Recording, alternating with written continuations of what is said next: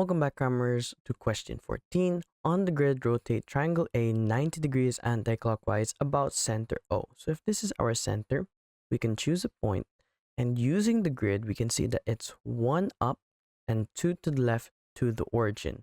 If we use this line and we draw a 90-degree angle, we're moving clockwise.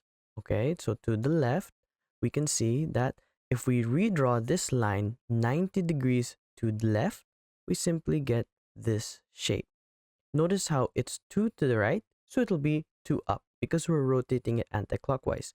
And now that we have this point, we can simply see that the base is 2, so we simply draw 2. The height is 3, so we draw 3. And the diagonal just connects. And we can erase our construction lines, and there is our new triangle A.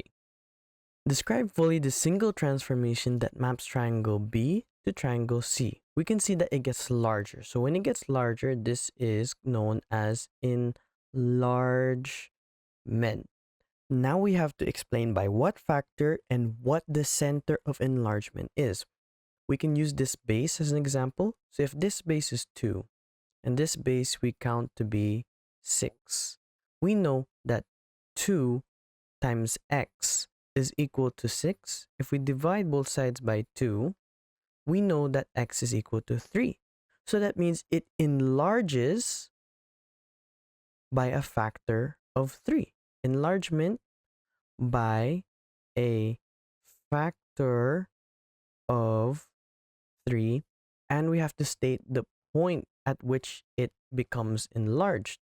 We can do this by choosing any 2 points, but it has to be the similar points.